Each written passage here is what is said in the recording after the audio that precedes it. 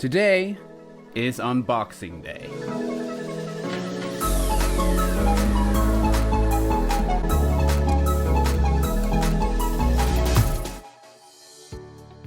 Hi and welcome to my channel. My name is Roger and on this channel we talk about cameras, tech gear and videography.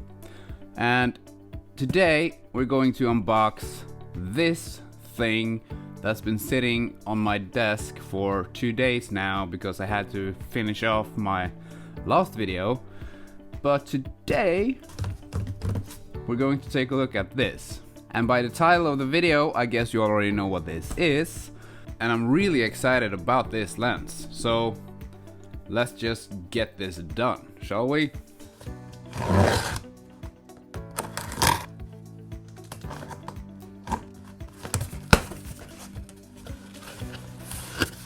And for those of you that like ASMR, I got an extra set of microphones recording this, so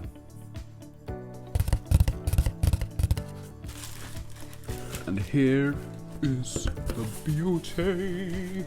The Tamron 24-70mm f2.8 with image stabilization. I'm really excited about this lens, I gotta say. Is that a good ASMR sound? You gotta have the fun you can, right? So, the Tamron 24-70mm f2.8. This is an alternative to the original Canon 24-70mm.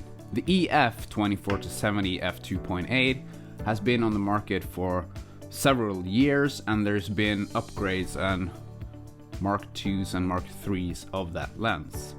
Now with the new RF mount on the mirrorless cameras, we have the RF 24-70mm f2.8, but the EF version from Canon and the RF version from Canon, they are a lot more expensive than this one. When I was going to buy this lens, I was kind of going back and forth between the Tamron 24-70mm and the Sigma 24-70mm f2.8. Now, I decided on the Tamron because I saw some videos on YouTube and both lenses came out quite similar actually. Maybe the Sigma had some better details in the bokeh, but this was a couple of $100 cheaper than the Sigma at the moment when I bought it, so money saved, right? So I decided on the Tamron lens. Shall we get it open and see how it looks? Yeah, let's do that.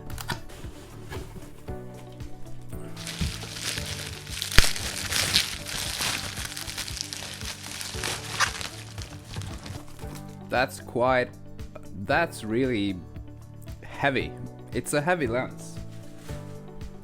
Kind of reminds me of the Sigma EF 18-35 f1.8 in the weight. I'll get that.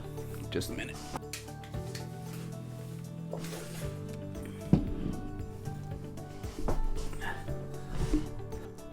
Yeah, I think the Tamron is a bit heavier than the Sigma lens, but not by much. They are big lenses, both of them. So you have a locking mechanism on this lens that locks the barrel. What I do wish this lens was an internal zoom lens, but I guess you can't get everything. That would have made it a lot better to put on a gimbal, but the Zhiyun Weebill S that I bought some time ago, I don't know. It will be exciting to see how it holds up with the weight of this lens on the camera. And of course the Canon EOS R, it weighs a bit more than the M6 Mark II. So that's the lens. Autofocus to manual focus, image stabilization on and off, locking mechanism for the focal length. The focus ring, it's not as smooth. I'm kind of The smoothness of the focal length and the focus ring, they're not that smooth as I wish they were, but maybe they will ease up as I start using the lens, maybe. I don't know. So let's take off the lens cap. Ooh. That looks beautiful. So today I won't be giving you any test footage. That's next video. I want to test this lens out for the next week, especially this weekend, because this weekend we are getting a puppy. We're getting a Portuguese water dog for our family, and we are really excited. And if you want to follow this puppy, I made an Instagram account for our dog. She's going to be called Millie, and we are really excited to meet her, and we're going to get her on Sunday. And I'm going to use this lens as a vlogging lens, first pictures of the dog lens. Yeah, I'm going to use this lens with my Canon EOS R on the RF, on the EF to R adapter.